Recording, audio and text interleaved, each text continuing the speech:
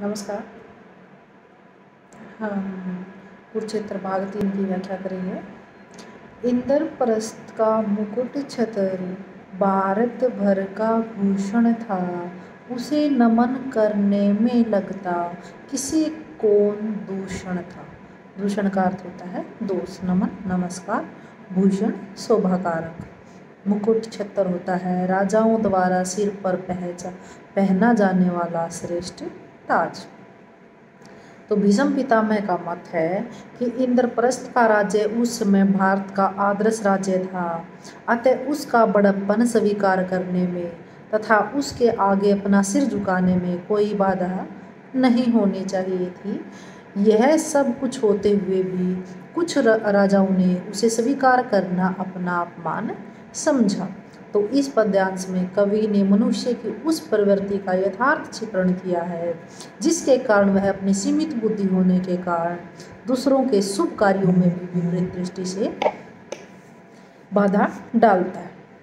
तो भी गलानी हुई बहुतों को इस एकलंक नमन से भ्रमित बुद्धि ने की इसकी समता अभिमान दलंस।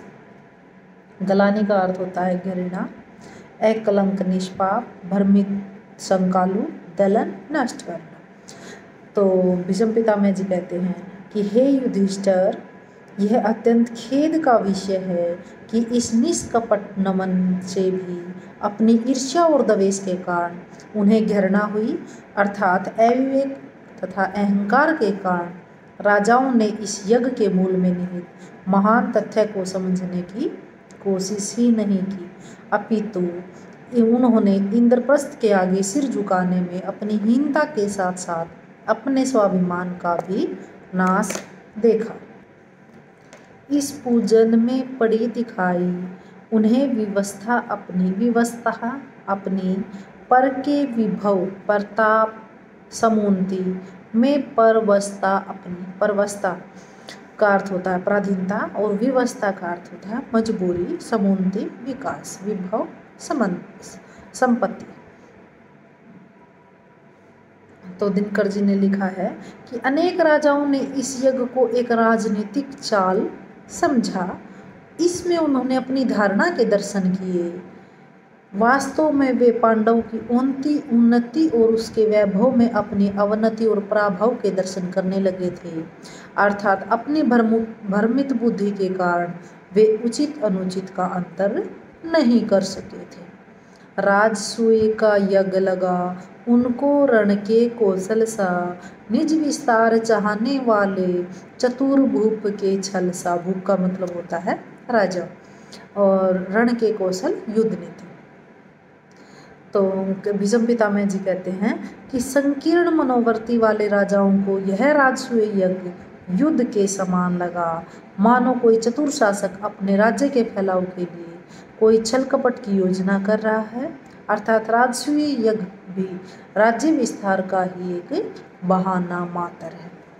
धर्मराज कोई न चाहता अहंकार निज खोना, किसी उच्च सत्ता के सम्मुख सन्मन के से नत होना। सन्मन होता है शुद्ध हृदय, सत्ता का मतलब होता है शासन। हे युधिष्ठिर, कोई भी किसी उच्च सत्ता के सामने हृदय से झुककर अपना सम्मान खोना नहीं चाहता, और ना ही कोई राजा किसी बड़े शासक के सामने विशुद्ध हृदय से झुकता है। किसी के सामने झुकने में जो प्रतिक्रिया होना स्वाभाविक है, वही इन राजाओं में भी हुई। तो कवि ने स्पष्ट किया है कि मानव का अहंकार ही मानव को विनम्र होने से रोकता है, अतः यह अहंकार अनेक उलझने भी पैदा कर देता है। तो अहंकार को झगड़ों का कारण बताया है। सभी तुम्हारे ध्वज के नीचे आए थे न पढ़ने से, कुछ आए थे भक्ति भाव से, कुछ कृपाण के भय से। कृपाण होता है तलवार। तो हे युधिष्ठिर, भीष्म पितामह जी युधिष्ठिर को समझाते हुए कहते हैं कि हे युधिष्ठिर, तुम्हारे यज्ञ में सभी राजा प्रेम पूर्वक तथा प्रसन्नचित नहीं आए थे।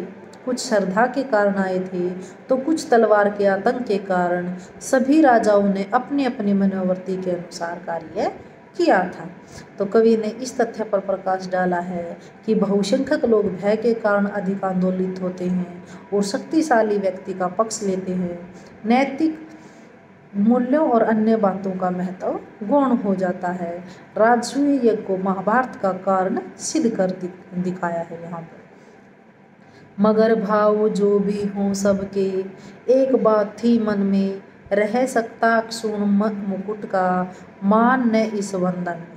हे युधिष्ठिर, ये राजा लोग आपके इस राजसूय यज्ञ में चाहे किसी भी भाव से सम्मिलित हुए हों, किंतु उन सबके मन में एक भाव अवश्य ही रह रहकर उठा था कि इस यज्ञ से दासता की वृद्धि ही हुई है, अर्थात भक्ति या भय के कारण जो वंदना की गई है उससे राजमुकुट और उसका मान सम्मान सुरक्षित अविकृत नहीं रह सकता। तो इन पंक्तियों में कवि ने मनोवैज्ञानिक तथ्य की पुष्टि की है कि भय और भक्ति भाव से किसी पर राज्य नहीं हो सकता। उसके लिए सभी के हृदय में प्रेम, समानता और सहयोग की भावना का होना अनिवार्य है। लगा उन्हें सिर पर चढ़ के, दास तव चढ़ा जाता है, राजसूय में से कोई साम्राज्य बढ़ा आता है। भीष्म पितामह ने युधिष्ठिर से कहा कि यज्ञ में सम्मिलित राजाओं को ऐसा आभास हुआ कि यज्ञ में सम्मिलित होने से हम सब पांडव के गुलाम बन जाएंगे, अर्थात दासत्व का भाव बढ़ जाएगा। इस यज्ञ की अग्नि में से कोई हमारी स्वतंत्रता को छीनने के लिए किसी साम्राज्य का विस्तार कर रहा है। तो कवि ने यज्ञ में सम्मिलित राजाओं की भावनाओं का सूक्ष्म विश्लेषण किया है। यज्ञ ने मान विमर्दित होता है कुचला हुआ, अगणित भूपालों का, भूपाल राजा, अमित दिग्गज होता है बलवान, अमित दिग्गजों का, सूरों का, बल वैभव वालों का। हे युधिष्ठिर, यह ठीक है कि तुम्हारे इस यज्ञ में अनेक राजाओं का अभिमान कुचला गया, अनेक शूरवीर और बहादुर राजाओं की अपार शक्ति भी नष्ट हो गई, अर्थात राजसूय यज्ञ में जिन राजाओं ने सम्मिलित होना स्वीकार नहीं किया था उन्होंने युद्ध तो किया किंतु पराजित हो गए। तो युधिष्ठिर की बहादुरी और शक्ति का यथार्थ वर्णन किया है। राजसूय यज्ञ से भिन्न भिन्न राजाओं के हुए अपमान की ओर भी कवि ने यहाँ पर संकेत किया है। सच है सत्करित किया अतिथि, भूपों को तुमने मन से, अनुनय विनयशील समता से, मंजूल मिष्ट वचन से।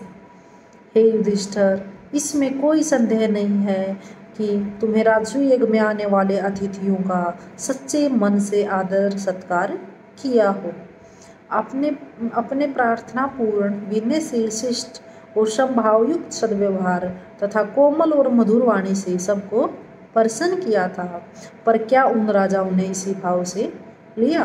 तो यहाँ पर युधिष्ठिर के उदार और उदार चरित्र का सुंदर वर्णन किया है। पर स्वतंत्रता मणि का इनसे मोल न चुक सकता है, मन में सतत दहकने वाला भाव न रुक सकता है। भीष्म पितामह ने युधिष्ठिर को समझाते हुए कहा कि यह ठीक है कि तुमने सच्चे दिल से यज्ञ में आने वालों का आदर किया, किंतु इस आदर सत्कार को देखकर उन्होंने मन ही मन सोचा कि क्या इससे हमारी स्वतंत्रता का मूल्य चुकाया जा सकता है।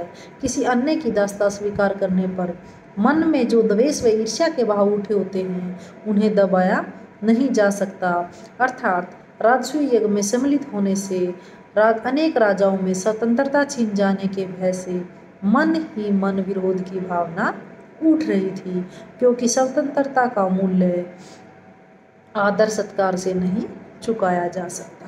तो कवि ने स्पष्ट किया है कि स्वतंत्रता छीनना ही विद्रोह की अग्नि जलाना है। कोई मंद मूढ़मति निरप होता राजा, होता तुष्ट वचन से, तुष्ट संतुष्ट, विजय की शिष्टता, विनय से, शिष्टता होती है अच्छा व्यवहार, अरि के आलिंगन से, अरि का अर्थ होता है शत्रु, आलिंगन गले से मिलना। हे युधिष्ठिर, तुमने यह जो यज्ञ का आयोजन कर घर आए हुए अतिथियों का आदर सत्कार किया है, इससे राजाओं के मन में मन की शंका का समाधान नहीं हुआ है, क्योंकि किसी के द्वारा अपमानित होने पर या किसी की उन्नति देखकर मन में जो ईर्ष्या, द्वेष और प्रतिशोध की भावना उत्पन्न होती है, उसका अंत होना संभव है। अपमानित होने पर अपमान करने वाले के प्रेमपूर्ण व्यवहार से कोई मूर्ख या मंदबुद्धि व्यक्ति ही संतुष्ट हो सकता है। चतुर भूप तन से मिल करते, समित शत्रु, समित होता है शांत, समित शत्रु के भय को किंतु नहीं पड़ने देते, अरि कर में कभी हृदय को। अपमानित होने पर अपमान करने वाले के सद्व्यवहार और मधुर वाणी से अपने अपमान को भुलाया नहीं जा सकता। बुद्धिमान व चतुर राजा अपने विजेता राजा के क्रोध को शांत करने के लिए शरीर से तो मिल जाते हैं, लेकिन अपने मन को वे उनके हाथों में नहीं देते। अर्थात इस प्रकार तन से मिलकर और ऐक्य स्थापना का बहाना करके वे अपने हृदय की सच्चाई से उन्हें अवगत नहीं होने देते। तो इस पद्यांश में कवि ने तत्कालीन नरेशों की दोहरी नीति का उल्लेख किया है। आज भी ऐसे नेता पग पग पर दिखलाई देते हैं, जिनकी करनी और कथनी में बहुत ही अंतर होता है। नमस्कार, धन्यवाद।